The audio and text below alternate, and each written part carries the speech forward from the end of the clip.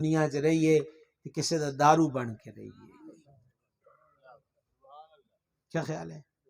کسی دا دارو بن کے اپنے واسطے تے سارے جینے ہاں، اوے نہ بھی جیواں گے تے جینا تے پینا ہے. کیوں جی؟ اپنے چاہے سے مر نہیں سکتے کسی دا دارو بن کے.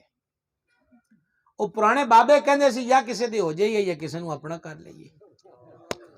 کیا خیال ہے؟ یا رب کے ہو جائیں یا رب کو اپنا کر لیں، نسخہ تو ایک ہی ہے. ہاں خیر یہ جو بات میں دارو بننے کی کر رہا ہوں وہ یہ ہے کہ جتنا ہو سکے لوگوں کے لیے نفع مند بنے. مہنگائی ہے، غربت ہے، بے روزگاری ہے، معیشت کے معاملے میں بہت لوگوں کی، خصوصاً یہ کرونا کی کا جو وہ 2 سال کا ہنگامہ ہے، اس نے بہت سے لوگوں کو ابھی بھی اپنے قدموں پہ کھڑے نہیں ہونے دیا.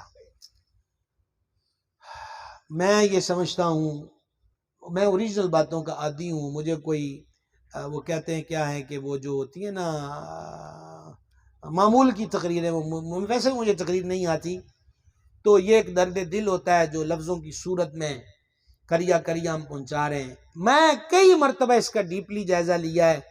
یقین جانے کہ میرے دل دماغ میں ایک ہی بات آتی ہے کہ کسے ماں دا دل نہیں کردا کہ وہ جوان تیاں کسے دے گھر کپڑے تون یا پانڈے مان جان. ہاں، اور میرا خیال ہے کہ کلی چ وسن والیاں بھی ہون تے تیاں او دے لیے بھی رانیاں ہی ہوندیاں نے. چلو جو پروفیشنل بھکاری ہیں ان کو تو ایک طرف رکھیں، معاشرے کے وہ فرد کوئی بیوہ ہے یا کسی کا شوہر معذور ہو کے بستر پہ پڑ گیا، فالج ہو گیا، لمبا چوڑا مرض اس میں مبتلا ہے. شاید میں آج بھی جمعے کے موقع پر یہ بات کہہ رہا تھا، میں نے عرض کیا نا مشاہدہ کریں، مشاہدے سے آنکھیں مت پھیریں، صرف رسمی باتوں کی طرف نہ آئیں، حقیقت کی طرف آئیں. تو ایک آج کے معاشرے میں ایک بیوہ اور بے سہارا عورت جس کے کندھوں پر بچے اور بچیوں کا بوجھ ہو، اوہو کیا کہا جائے، کیسے وہ سامنا کرتی ہے معاشرے کی تلخیوں کا. اس کو محلے کا کرانے والا بھی جلی کٹی سناتا ہے. کبھی کرانے کی دکانوں پہ بیٹھ کے دیکھا کریں کہ کیسے کیسے لوگ کیا کیا خریدنے آتے ہیں. میں نے بہت مشاہدہ کیا ہے، میں نے اس پہ کئی کچھ لکھا بھی، اور وہی میں آپ سے شیئر کر رہا ہوں جی. کہ میں نے دیکھا ہے کہ سودا سب لینے گئے کرانے کی دکان سے، تو بابا آتا ہے یا مائی آتی ہے یا عورت، تو وہ ½ کلو گھیو دے دیو، پائیا چینی دے دیو، چھٹانک مرچ دے دیو. ہاں چھوٹی چھوٹی چیزیں. اور ہم کیا ہوتے ہیں، ہم کہتے ہیں جی چینی کا توڑا، گھیو دا ٹین، کلو کی پتی کا پیکٹ، اور وہ کیا کریں ½ کلو گھی کا پیکٹ، پائیا چینی، چھٹانک مرچ، آدھ چھٹانک ہلدی. یہ میں اپنا مشاہدہ آپ کو بتا. اچھا وہ اتنا لے کر بھی کرانے والا کیا لیا، کاٹ اتنے پیسے ہو گئے. تو پھر اس نے وہ جو اپنی مٹھی میں پیسے ہوتے ہیں اس کو نکال کے گن رہے ہوتے ہیں. ہوئے ہوئے ہوئے ہوئے اس وقت خدا جانے کہ وہ ایک غریب فرد اس دکان پہ وہ کتنے سمندر عبور کر رہا ہوتا ہے، وہ کتنی کانٹوں والی زمین پہ چل رہا ہوتا ہے، کیونکہ پیسے زیادہ بن گئے ہیں. ساریاں چیزاں بھی ضروری نے. کاش میں سمجھا سکوں اگلا جملہ. اب اس کی ایک نئی تحریک اندر شروع ہوتی ہے کہ کیڑی شے وچوں کڑا لاواں جد نہ ماڑا موٹا گزارا ہو جائے گا. او بھائی صاحب آدھا کلو آٹا، کلو آٹا بھی لوگ خریدتے ہیں. ساڑھے پرولے بھی پرے نے تو پھر بھی شکوے رب نال.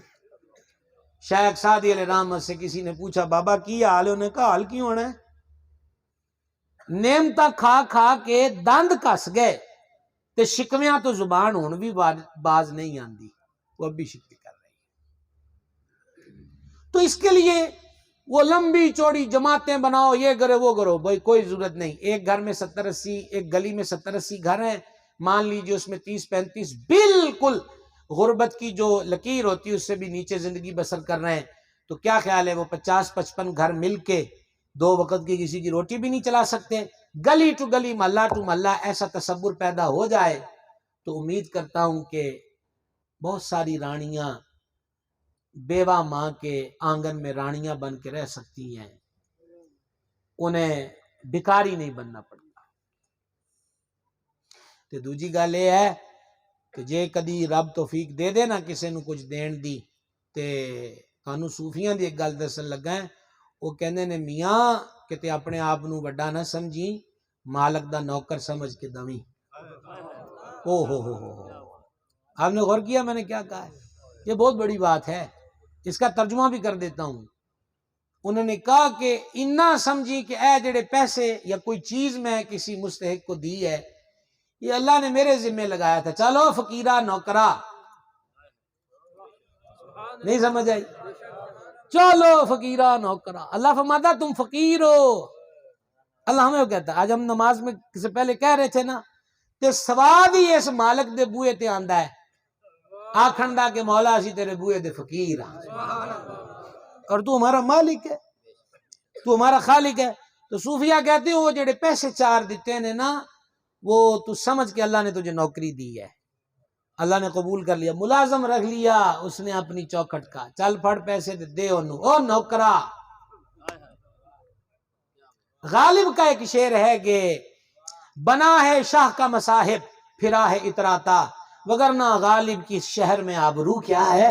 اس نے کہا میں تھوڑا سا بادشاہ کے ساتھ بیٹھتا ہوں اس لیے دلی کے بازاروں میں اترا کے پھرتا ہوں، وگرنہ غالب کی کیا عزت اور کیا آبرو ہے جو اللہ کے در کا فقیر ہو جائے۔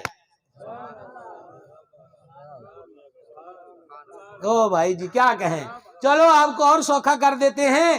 بغداد دہل گیا کہ دجلہ کنارے توڑنے کو ہے اور بغداد کو بہا لے جائے گا، سب آئے میرا محی الدین کی چوکھٹ پر، شہ بغداد دجلہ بغداد کو بہا کے لے جانا چاہتا، مرشد آئے دجلہ کے کنارے، اور مرشد غوث پاک نے اپنا ڈنڈا دجلہ کے کنارے پہ ثبت کر کے کہا دجلہ یہ عبد القادر کا ڈنڈا ہے، آگے نہ گزرنا۔